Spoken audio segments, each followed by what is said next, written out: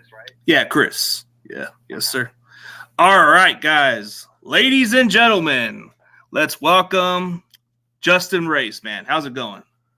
Hey, what's going on there, Chris? Good to see you. Oh, not much, man. For all those people who are not too familiar with you, tell them who you are and where they can find your social media platform. Well, my name is Justin Race. My father was Harley Race, either Handsome Harley Race or the King Harley Race. And you can find me Facebook, Justin Race, Instagram, Justin Race, or Just Boss is actually the name on there, my handle or whatever you want to call it. But my name's in there too, Justin Race. You can Justin Race wherever you go. I don't hide it. Okay, so since we already very well know who Harley Race is, what was it? What was it like growing up with Harley, like being Harley's son, man? Well, it was interesting. It was growing up with my dad was blessed and challenging at the same time. It was very blessed. I mean, I got to travel all over the place. I think I was in 10 some odd countries before I was 10, 12 years old. And I got to see things all over the world. And I was blessed how my father was a father, and my father and mother, raised me. I was the only child. So, but then it was also difficult in the respect of he would travel. He wrestled at least 300 plus days a year, usually for an hour. All over the world. So he was never home. If you wanted to be with Dad or see Dad, you traveled with him. So, and then of course when you're young, watching your dad get hit over the head with chairs and belts and ring bells and anything else I could find, it's kind of traumatic. You see blood flying out of your dad, seeing bodies. Back then they didn't have, of course, the mats around the ring. So when they were body slamming each other or suplexing each other outside the ring, it was on the concrete. And I'd cry and scream and yell. My mom would have to take me out of the arena. And as soon as the match was over, she'd let me run into the dressing room, make sure Dad was okay. My dad and my mom had a little thing that they did when we were traveling with them. And if his match was going to be a good wrestling match or whatever, like a Jack DeBriscoe or something like that, Jack Briscoe or a real technical wrestling match, we go. And if he was wrestling Abdul the Butcher or Brody, we didn't go for obvious reasons. But mistakes were made. Sometimes matches got out of hand and the blood flew, and I'd cry, and she'd take me out of the arena. So people have asked me before, you talk to a doctor or something, they say, have you ever had a traumatic event when you were a child? And I'd say, well, besides watching my dad get the shit kicked out of him 5 nights a week, I might have been in a car wreck. So it was, like I said, it was blessing, and it was a blessing and challenging. But my dad was a great father when he was in town, when he was off, or when I was traveling with him and he wasn't working, at night working. He and I did everything together. We were like best buds. Yeah, it does come with challenging because when he's gone, because his job is to wrestle, like consistently, a lot of the wrestlers don't have all the time in the world, so they got to travel from place to place. So it does come with the territory of being like the child and understanding, well, he's not here because he's doing this, Yeah, well, he traveled for a good part of the, 70s and 80s. He was champion most of the time. He was traveling up to 500,000 miles a year. Yeah, that's a lot. That's a lot for a guy that was world champion and considered one of the toughest guys in the business. Not just the travel, the wrestling too, for an hour. Matches after matches.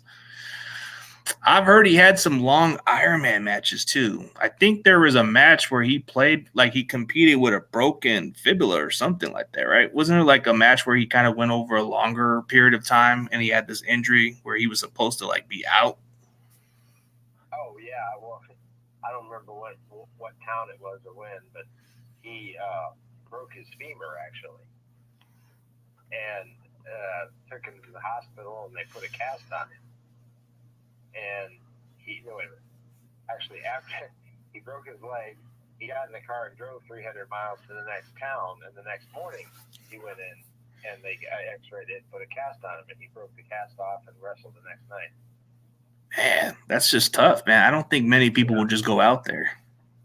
No, he had limitless pain tolerance. I mean, nothing really hurt the guy. Then there was a lot of wrestlers that talk about if you go on a ride with Harley Race, you better not go. You better watch out. It's gonna be a roller coaster, man. You go speed limit. Yeah, they used to, because we made the drive courses St. Louis to Kansas City all the time, and someone said if the guy wanted to get back quick or whatever, he said, ride with Harley, it'll take 11 minutes. Yeah. And then they don't realize the difference. Like, this guy drives reckless. That's what I've heard. Oh, yeah. I mean, even when I was a kid, even with my mom and I, and we every summer they'd buy a van, like a full-size van like they used to be, and they customized the inside of it, and we traveled with him all summer. And even with or in the winter, and even with my mom and I in the car, we were passing snow plows in a foot of snow, driving around the snow plow going down the freeway. Damn, like it just something about him just seems like there's just a lot of those stories where everybody keeps saying, well, if you want to drive with him, you can get to your place right away. But if you don't want to, you don't want to. There's just a lot of like things like I've heard a lot of different like stories. Like, I don't know if they're legit or not, but I've heard this story many times that's been said by Hulk Hogan. Like, I guess he threatened Hulk Hogan for, I don't know if this is true, threatened for a job.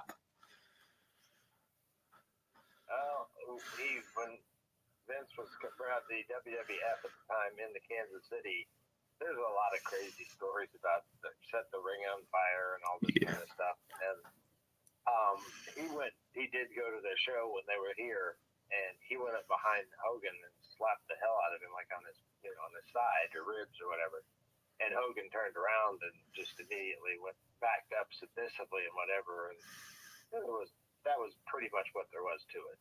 I mean, there's been stories of guns and burnings and this and that and that, whatever. But from what my dad told me, that's pretty much all that happened. I mean, Hogan respected my father. My dad helped train Hogan to wrestle. Well, they all respected Dad, but that's all that happened. He just went in and slapped the hell out of him.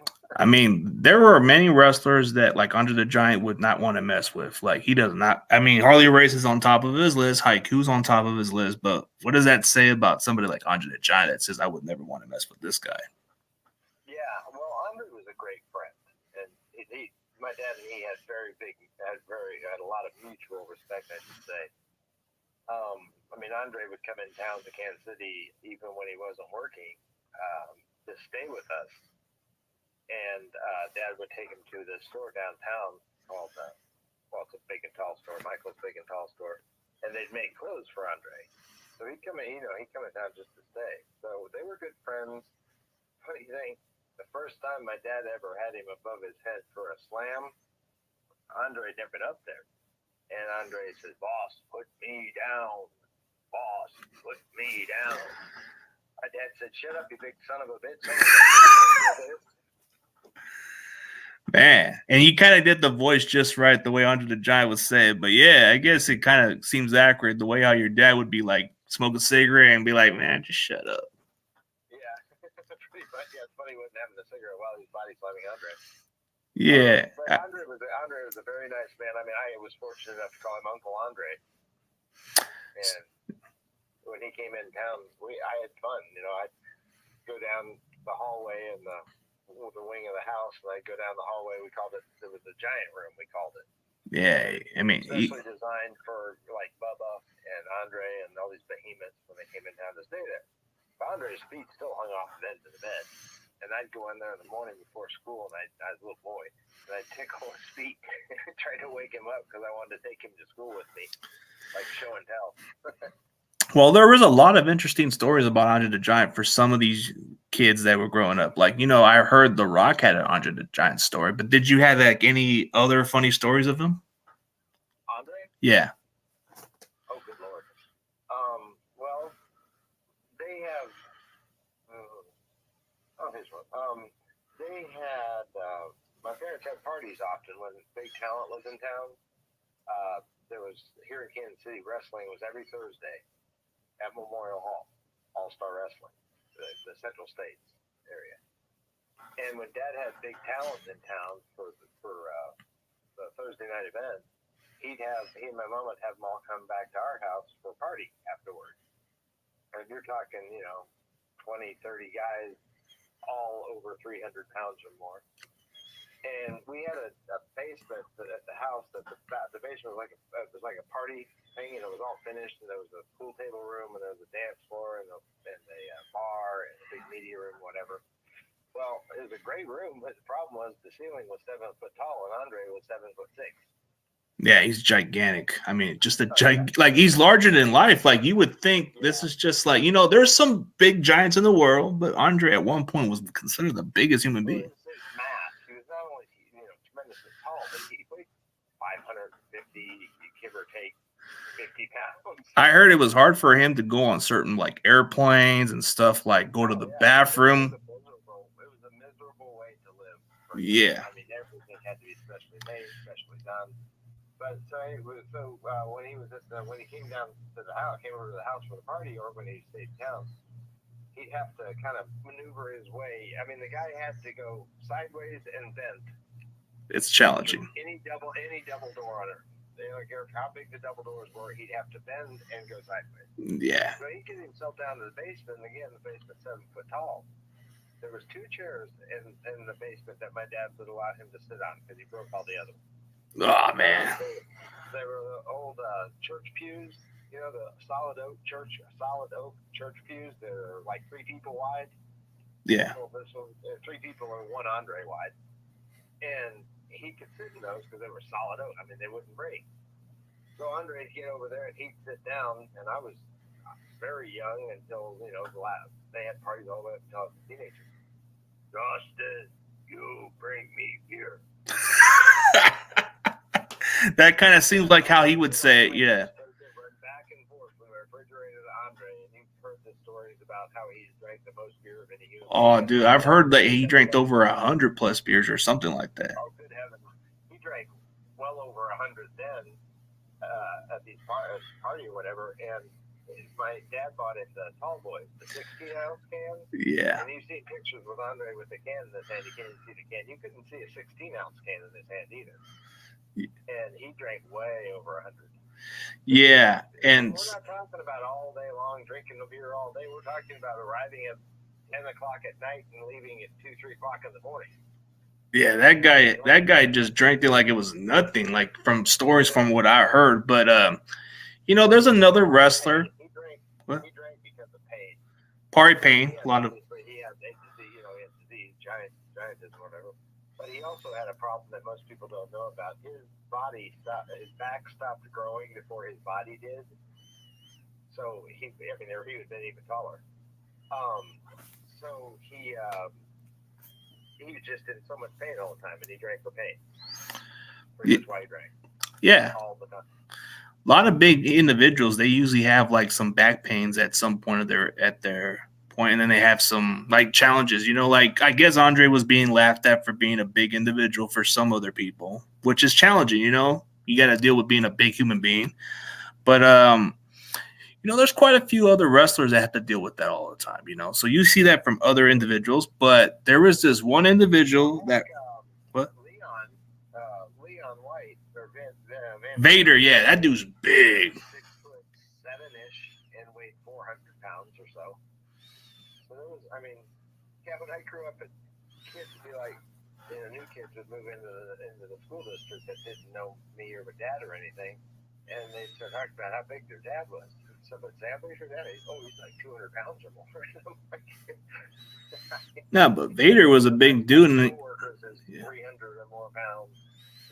Yeah, Vader was just a big guy, like around 455 or something like that. Like he was just a big. Yeah, something. Yeah. But he was a very nice man, though. Very nice man. Yeah, I think Harley said good things about him, but he says as a wrestler, he just doesn't like. I think he kind of was being critical about his work, but he said as a human being, I think he was good. Yeah, well, Vader got so much adrenaline going that besides my dad, guys were kind of scared to wrestle him. Yeah, I think it's because the guy's gigantic. He's dropping his body down, and you're just in danger. Like I think Shawn Michaels put him in his place. Yeah, Dad had to. He, they completely destroyed a couple of hotel rooms in Japan. Yeah, Going at it.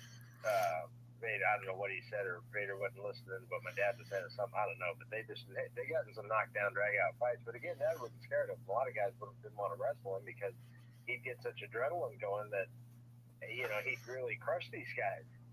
yeah, for being that big of an individual. Yeah, like being at 455 and just doing reckless moves and all that, and you don't even think about like putting the talent at good risk of like making sure they don't get injured or anything like that. But it takes a lot for a lot of people to call him out. But there was another individual that just happened to be a very intimidating wrestler at one point, and I think you told me about this guy before. So Bruiser Brody was just a reckless guy. Like everybody had different stories about him, but what was your stories with your interaction with him?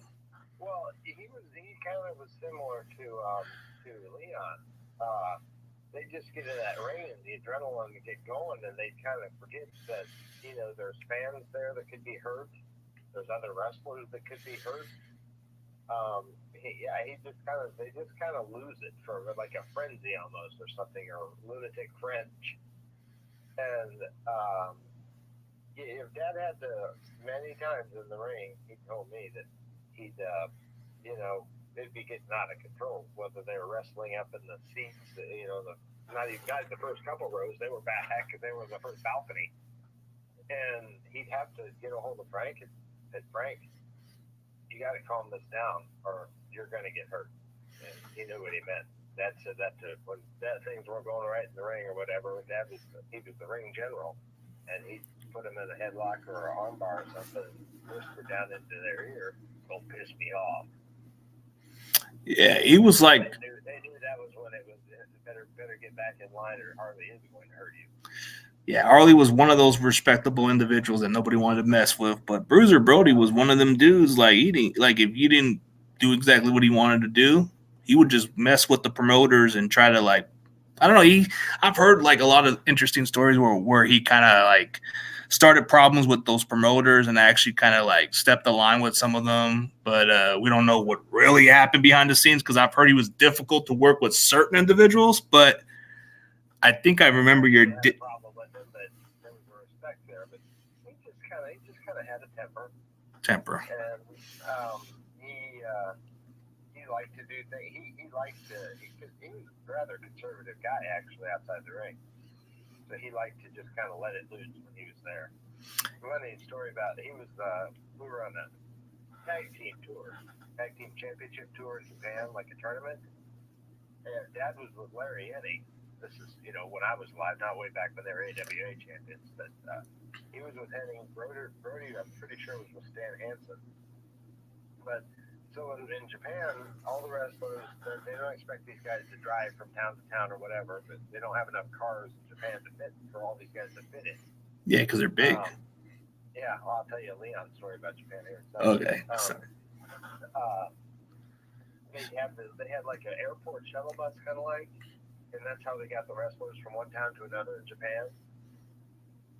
And so we're traveling. You became close to all these guys, all the wrestlers and the Japanese wrestlers and whatnot, because you're with them all the time. I mean, you travel from one place to another with them, stay in the same hotel, they work. Next day, you go to the next town. And Brody, he used to wear like the sweatpants, and he used to pull the leg up to his knee, like from his ankle. And I thought that was cool. So I started wearing sweatpants, and I pulled up to my knee, like Brody did. My dad looked at me. He looked at Brody. God damn it, Frank! Look how you got my kid dressing. You both look like hobos. I guess I guess because if you look at how he was dressed, bro, he looked like he was like a bum, like just like one of those like those gigantic, like the gigantic bum. If you looked at other wrestlers, like I think there was this one wrestler who had the resembles of what Bruiser Brody was. Like they had this guy named Brody Lee who was kind of exactly the same guy. Oh, yeah. He was kind of similar. He was similar. There's only one Frank. There was only one Frank because he competed at like he was just the most intimidating wrestler. Like if he was still in today's wrestling, he would still be a hardcore style wrestler.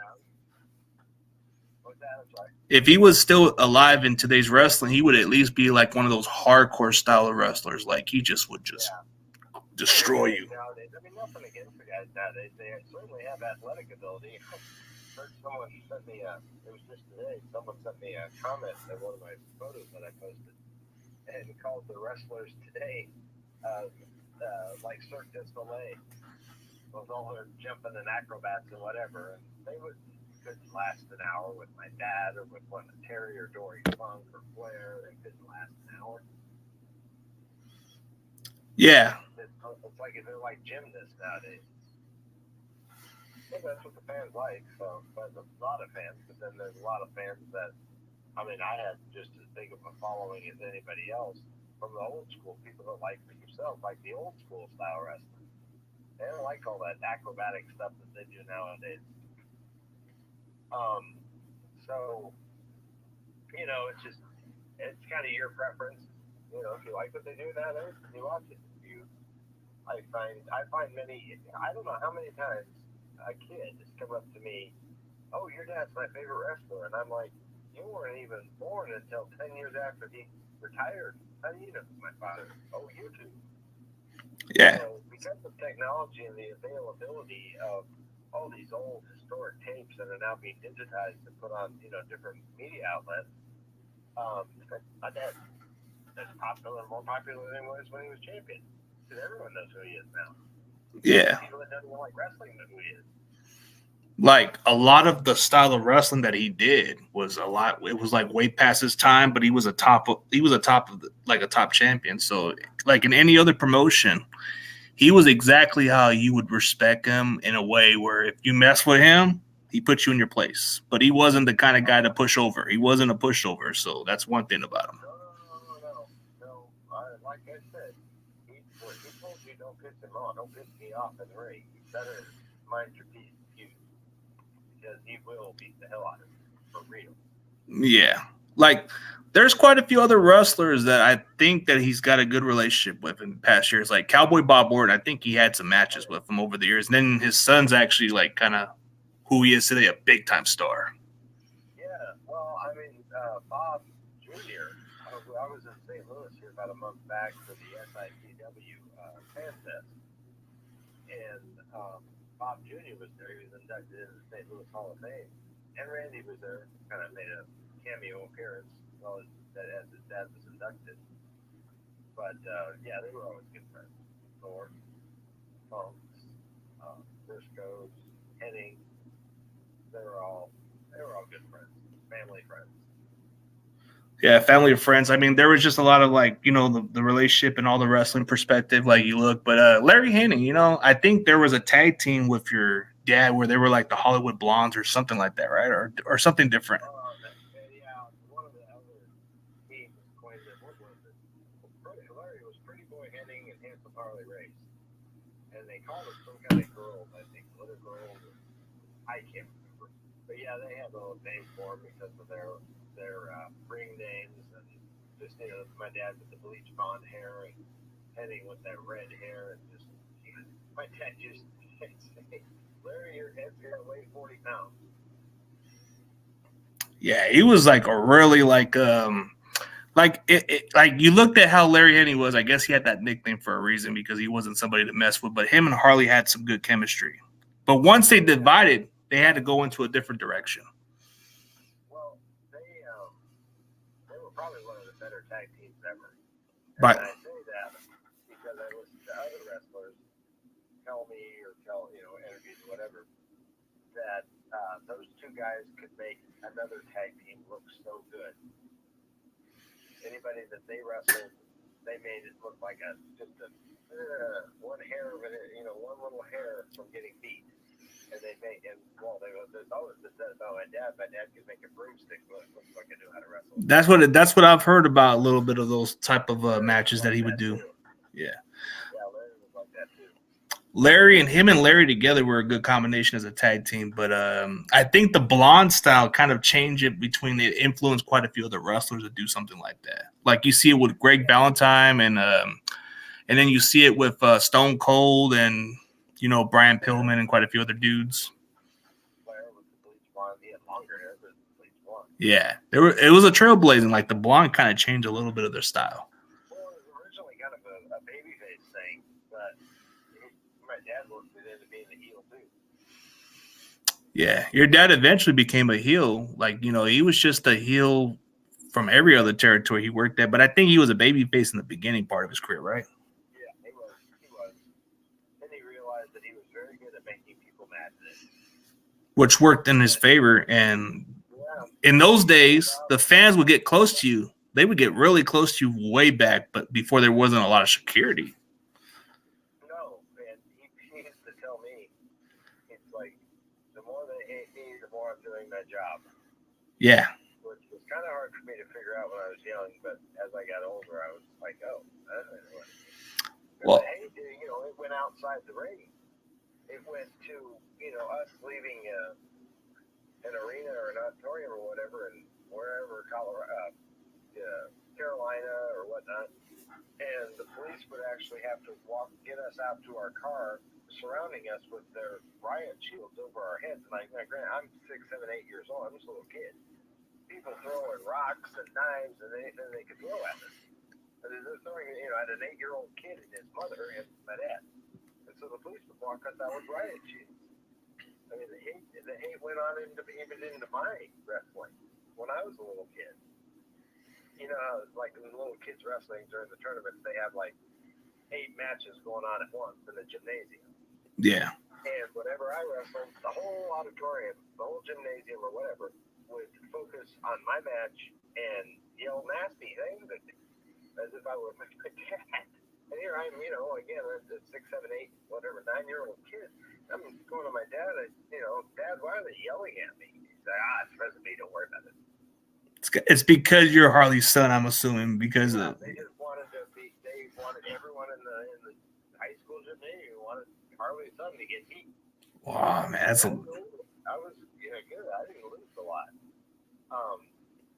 But they were mean.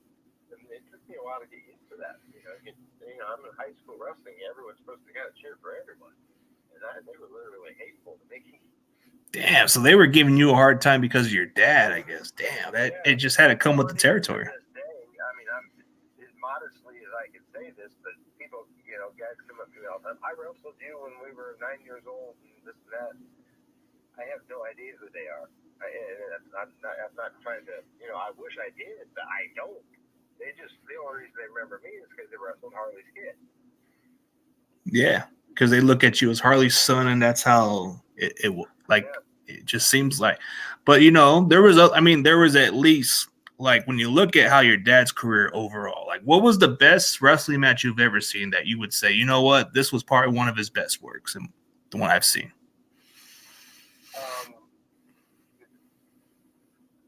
June 10th, 1983, when he won the 7th world title. Oh. Beating Flair 2 out of 3 falls. Oh, that meant something because it was more like an Iron Man type of thing, but 2 out of 3 falls was a big deal because you had to win 2 matches instead of 1. So. Yeah. Well, and he beat that Luthez record of 6 world titles that stood for decades. Yeah, Luthez was the standard. That was the standard of what it was back then before your dad started becoming the champion. Like he wanted to break that record. Yeah, and when he did, when he became the 7-time world champion, that was a big deal. And that was a very good match. Him and Flair in the Keel Auditorium. Yeah, and then when you look at the NWA of what it was back then, that was more of a bigger deal than what you see in today's NWA version. Like the world title, it was such a big deal. The NWA world title back then meant that you were the world champion. Yep. The organization, it was the oldest organization. It covered more area, so to speak, around the world than any other organization. So, when you were in the 60s, 70s, 80s, when you were the NWA champion, you were the world champion.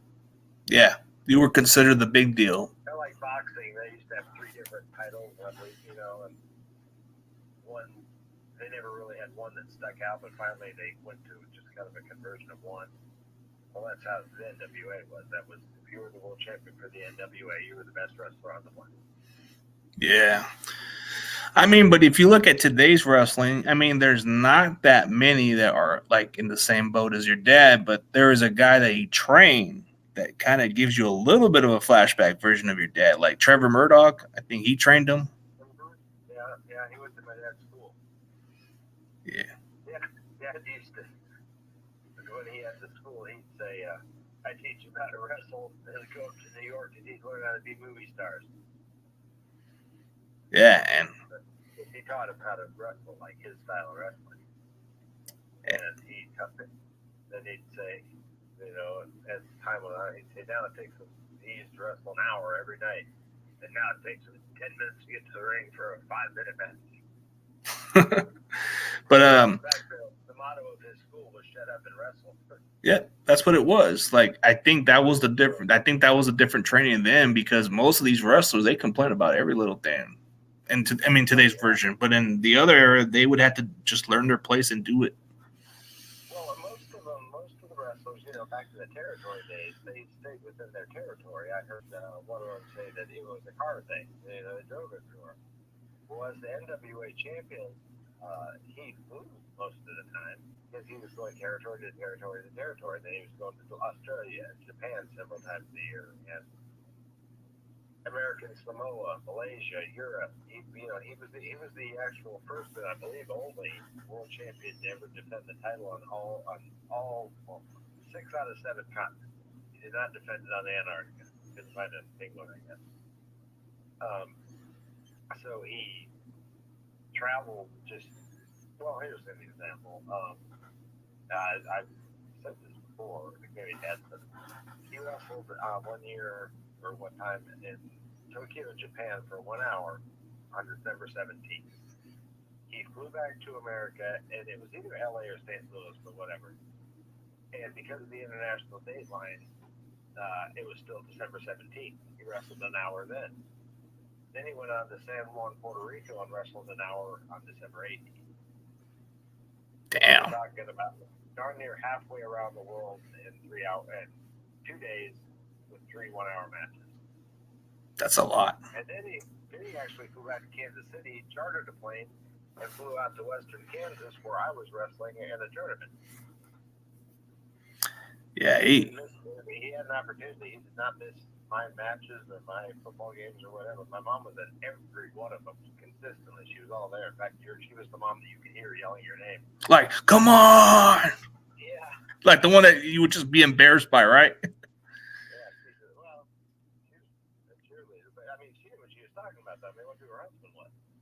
She'd say, Justin, you know, hit the single leg, or Justin, she'd actually name moves because she knew what she was talking about. Yeah, like. So it was cool to have her there. And then with my dad there, my dad could coach anyone to wrestle except for me. He used to, even in high school, he worked with all the heavyweight kids. Because if anybody else wrestle with him, teach him how to do stuff. My wrestling coach was, you know, a small guy. A lot of wrestlers are short and stocky. And he could never, if I tell him, you know, my match is about to start or whatever, he's like, well, go get the head coach, because he couldn't coach me wrestling. He gets so tongue-tied that he didn't know just a bunch of gibberish came out. I didn't know what he was saying. But anybody else he could coach.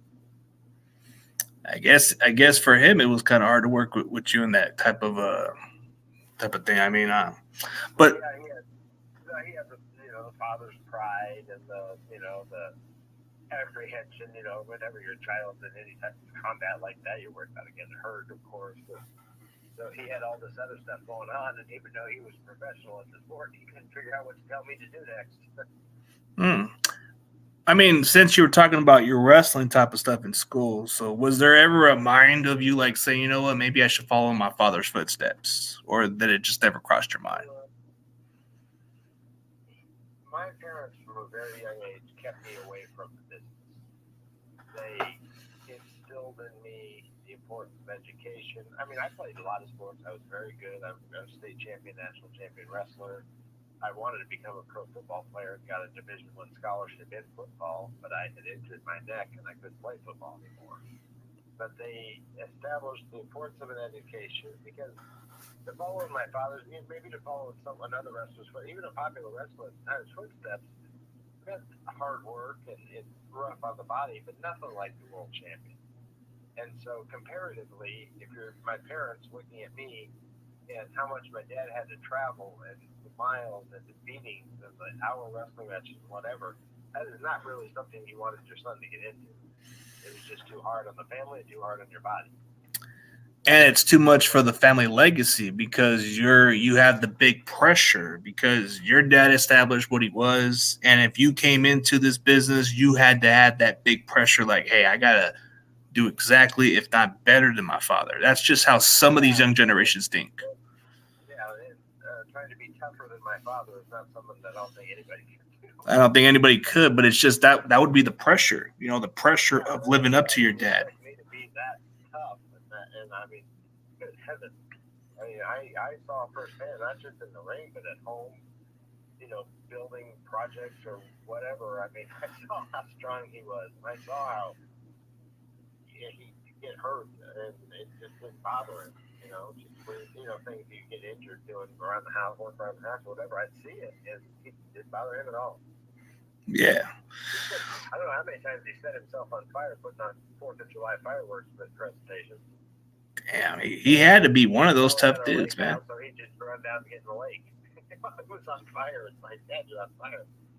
Like, I mean, I just think there's just not that many of these guys, Like, I guess you can try to be like those guys, but they're just one of a kind in certain ways. Like, I guess for you, you just didn't want to live up to the pressure, and maybe, like you said, your parents were trying to protect you from doing. I never really had a choice. I wasn't going to go into wrestling. I mean, I wasn't going to become a professional wrestler.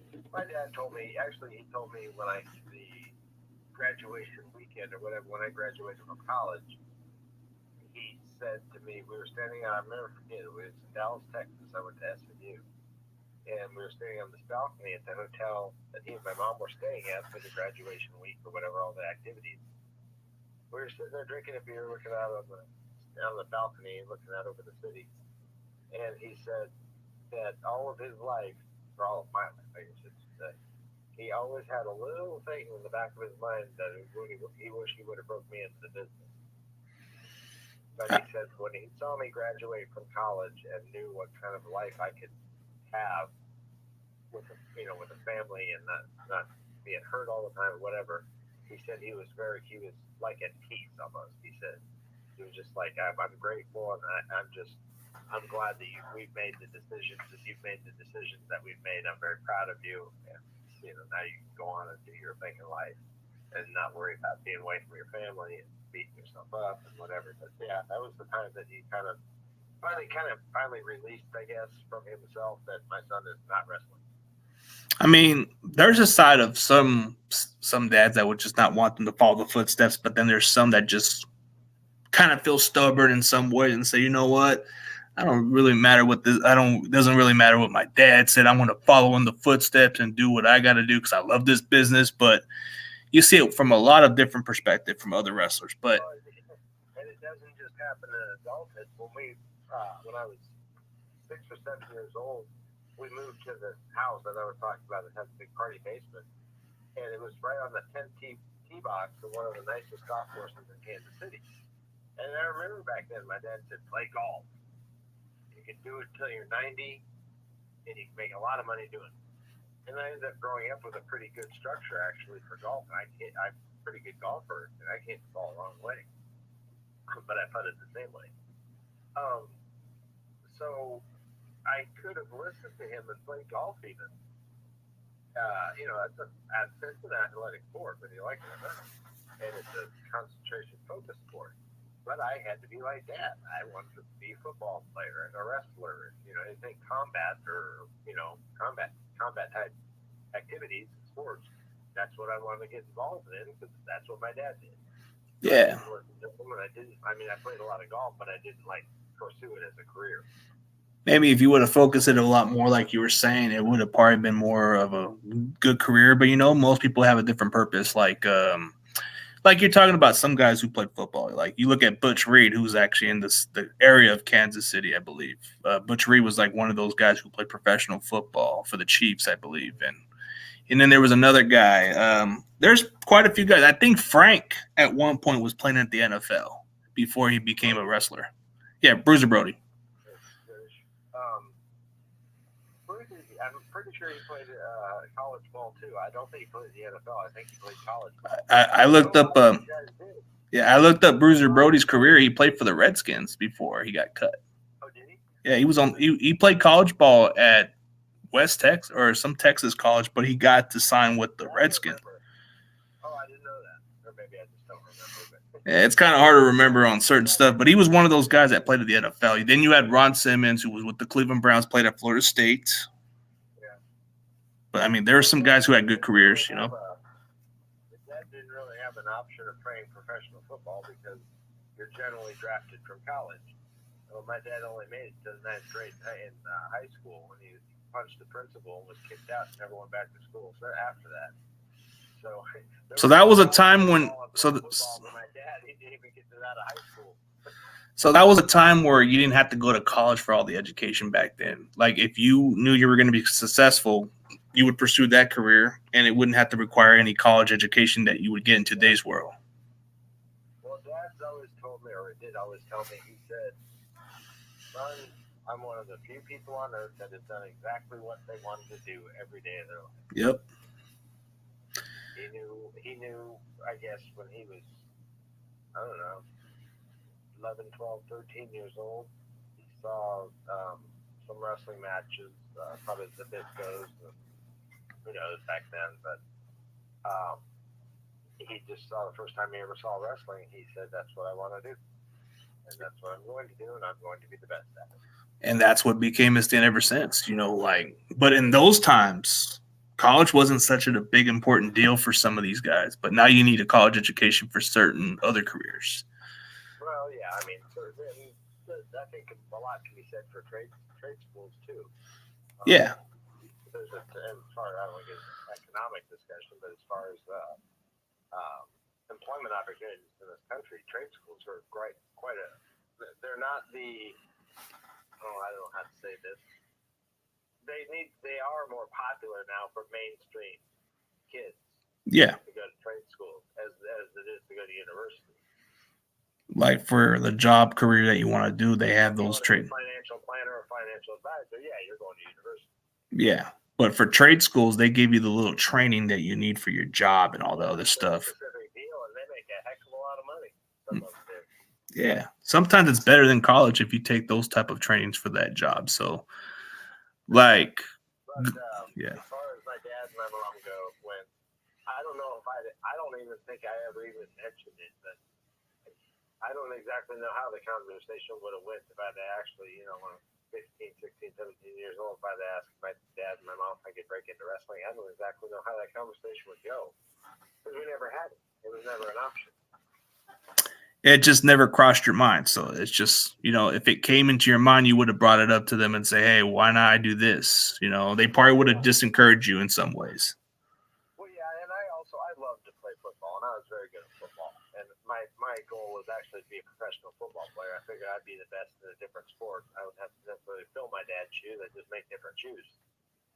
And so I worked very hard. I started playing tackle football when I was 6, 7 years old. Back then, you could play tackle football at that age. And as I said, I had several offers to Division I schools to play football. But when I was a sophomore in high school, I broke my neck coincidentally in a wrestling match, and I cracked the third vertebrae, front the disc above and disc below. And I kind of kept it secret. I was out for quite a while, but I came back and I played. And when I went to college, they put me through the physical for the scholarship, and they told me to turn my head, and I did. And they said, "That's all the farther you could turn your head." And I tried to make an excuse, and I just worked out. I'm sore or whatever. But they stuck me in a CAT scan machine, and they found the calcium deposit in my third vertebrae in my neck, and I went in Forrest Gray, the old Green Bay Packers player, was the coach at SMU at the time. Forrest Gregg was the toughest player. Vince Lombardi says Forrest Gregg was the toughest football player he ever coached. So anyway, I was called into Forrest Gregg's office, the head coach, and he looked right at me and said, "Justin, you can't play football anymore," because the CAT scan revealed that I had calcium deposit in my neck from the crack in my vertebrae, and I was done. So that was the end of that. No professional football. That was the end of my athletics as far as pursuing it, college or pro. So like when you were playing football, what position did you play? Wide receiver. Oh, okay. So you're the kind of guy that catches the ball here and there.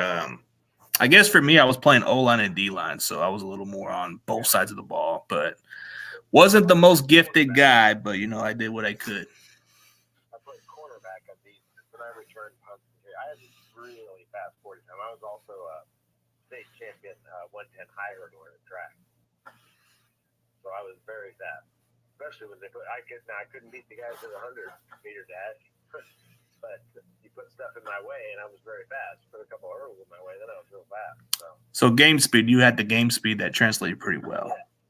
Yeah, the football, sure, and I could catch, of course. Yeah, catch the ball. Like you look at a lot of guys, speed is nice when you look at it that way, but it doesn't always translate on the football field. It's all about game speed. As long as they can catch. Speed yeah. Is great, but you got to be able to catch. Now, catching a football, you can't really be trained. You can get faster through being more flexible and whatever, but a lot of speed is God-given talent that you can teach someone to catch the ball. Yeah. Throw it at them really hard 1,000 times, they're going to get sick, hit in the face, and they're going to start catching it. Yeah, I mean, you see a lot of speed with all these receivers. I mean, you think of Randy Moss, Tyreek Hill, they have all the speed, the speed wise. But if you look at natural talent, Jerry Rice wasn't considered the fastest receiver, but he just played fast. Yeah, well, it's a lot like Travis Kelce here in Kansas City, our tight end. He's not the fastest guy, but he can open. He runs very good routes. He knows where the open spot is on the field in the defense, in between the zones, or if they're playing man to man, he knows how to shake a man. But just the ability, it's kind of like the sixth sense. My dad, well, of course, in wrestling, it was called being mat aware. Know where you are on the mat. Yeah, I mean, yeah.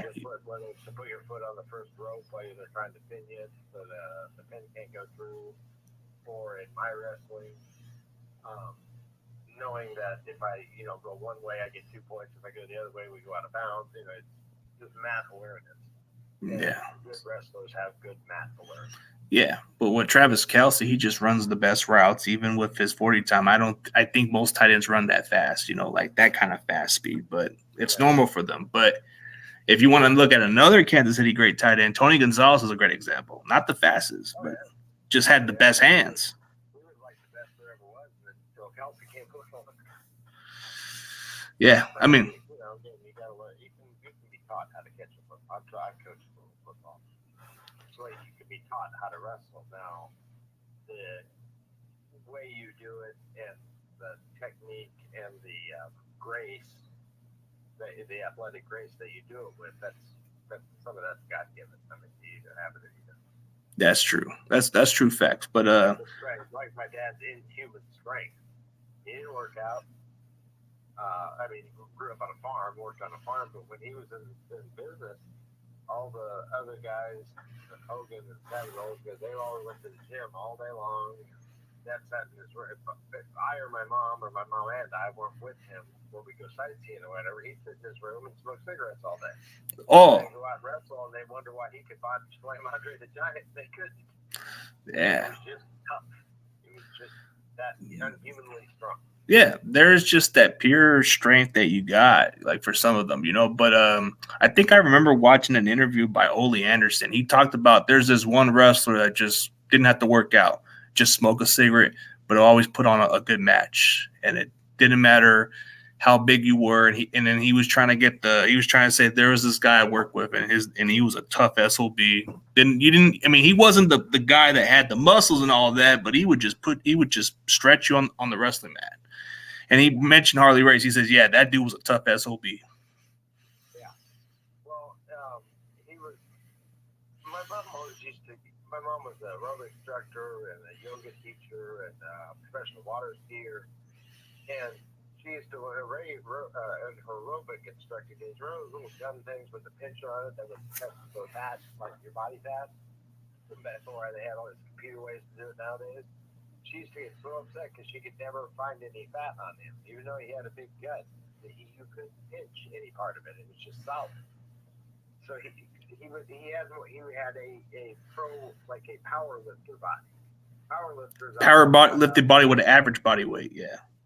Yeah, he he didn't have the six pack abs and whatever, but he had such a strong trunk that he could put big guy even Andre in a suplex and hold him there for seconds, 5, 6, 7 seconds, and then jump and super suplex him. He actually get some air underneath him and tip them back, and that kind of strength doesn't come from a gym. Nah, it comes from natural strength. What he got. Yeah, it's just a God-given and growing up on a farm. Or he was. I heard some guys discussing. I watched videos and stuff of interviews with him or interviews with others, and they were saying how hard it must have been to work on a farm on the Bisco farm with Stanislav and his brother. I think that's how he started in the business because that's how he began. Like he worked in the farm with those guys, and they said they would train him. Yeah, that was his pay.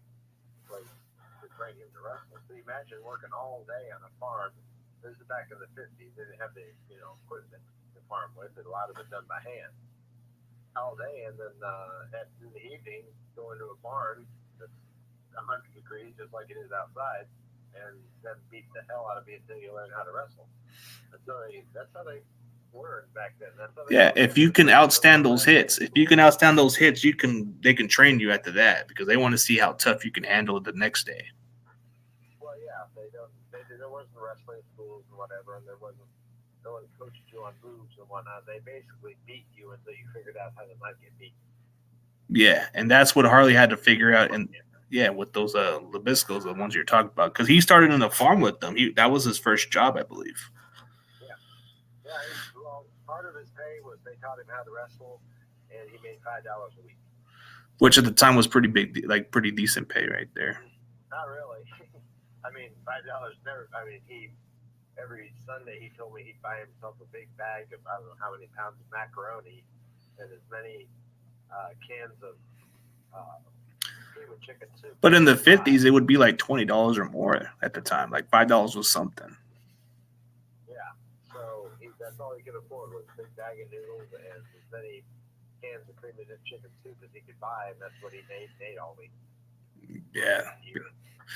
But that was just how he had to start off in the business. I mean, that's how they always. That's how some individuals get their dues paid is when they start off in the bottom. And he started off on the farm, and maybe some athletes should take some of the lessons. Hey, maybe working at a farm can actually get you something, build stronger because it seems like natural because they're doing a lot of heavy working. They don't look like the bodybuilders like you would think, right? But they just seem like they're kind of strong individuals. Like they. Yeah. Well, that was when he wrestled at the carnival. His first matches were in the carnival, and they would be they had the tent set up to beat the guy in the ring, and they'd pay $0.25 or $1 or whatever to beat the guy in the ring, and people would always say, "Well, it must have been kind of weird because you didn't know who got in it. You get somebody from the military in there, someone that really knew what they're doing." And Ted used to shake his head. He's like, "Nope. Watch out for the 300-pound guy with thin overalls on and a beer in his hand. That's the guy you watch out for." Yeah. So that's the strongest, toughest guy there. Yeah. I mean, there was a time where he did work where he actually had to like clean up that one big heaviest wrestler in the history. I think he was like what? Happy Humphreys. Yeah, Happy Humphreys. Yeah, he had to work to clean them up from matches, which was something he did it out of a job in the beginning of his career. Well, he happened to be Humphreys came into the whatever office it was back then. Gus Karras was running St. Joe back then. Yeah, he was a big guy. He was standing there, and for some reason or another, Happy's driver had left.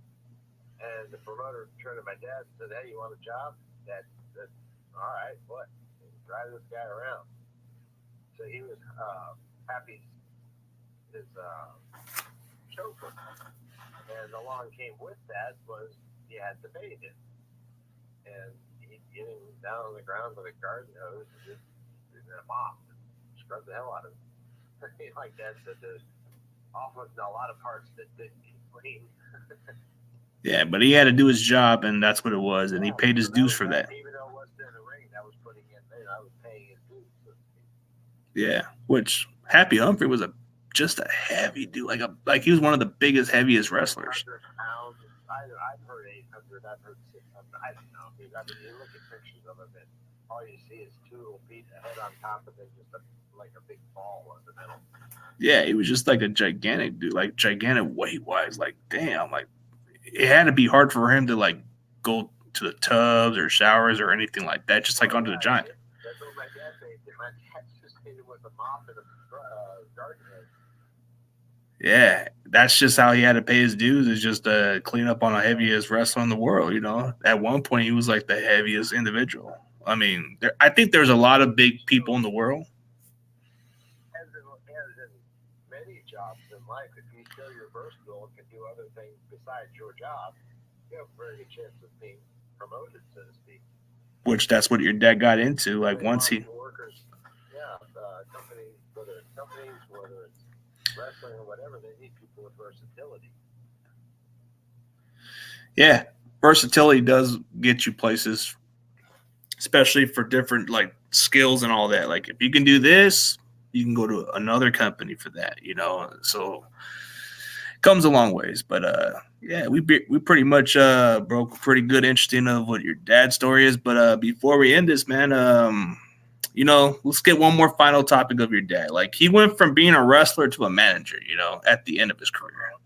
So what was that transition? Because he had to become one of those guys that were talking and become a manager instead of a wrestler. Well, he was a different type of manager because he was still able to move around and wrestle a little bit. And, you know, you see some of the guys that managers that they maybe wrestled in their career and maybe were pretty decent, but when they became managers, they became kind of like, well, I don't know, for lack of a better word, kind of wimpy. And that was the kind that if his boy was taking a beating, or he'd get right up in the ring and take it to him. And the difference between him and also another manager is when he did, even though he was wearing a coat and tie, when he did get involved, they knew there was a very big opportunity if they pissed him off, they'd get hurt. Yeah. So he was the kind of guy that would take a bump for his guy too if he had to go jump. Yeah, of course he would. And you know, he managed Vader. He was no one wanted to manage Vader. No one wanted to wrestle Vader. But Dad did. He kept him calm. A lot of the stuff that he would do in the ring was to get Vader the hell off of the guy. Yeah. It had to be, because a lot of people complain about working with Vader. They say he was just too stiff and he was just not a safe environment worker to work with. So Dad was a different manager in the respect that he was still a hell of a wrestler, and he was still feared as a tough SOB. Even though he was a manager and not a wrestler anymore, no one wanted to mess with him. Yeah, he was just the reputation spec for itself. I mean, when you look at the name Harley Race, are you going to mess with somebody like him? No. Like I said, he told you, don't piss me off. You better get in line. Get in line, like they say, like, don't mess with me, don't piss me off. And I guess they regret that. Yeah, they would. But, you know, it's kind of an interesting journey how we look at it. Your dad paved the way for a lot of great wrestlers. You know, a lot of guys like Ric Flair thanks Harley Race. You know, there's guys like Dusty Rhodes. There's a lot of guys who grew up in the area that he came from. Like guys like Randy Orton admires the work of Harley Race. You know, he's at the top of his game because of watching guys like Harley Race and his dad, you know. Yeah, they still talk about it in the locker room and dressing room. Flair, he said there would be no Ric Flair if it wasn't for Harley Race. So. Yeah, and Randy always brings up it wouldn't be no Cowboy Bob Orton without Harley.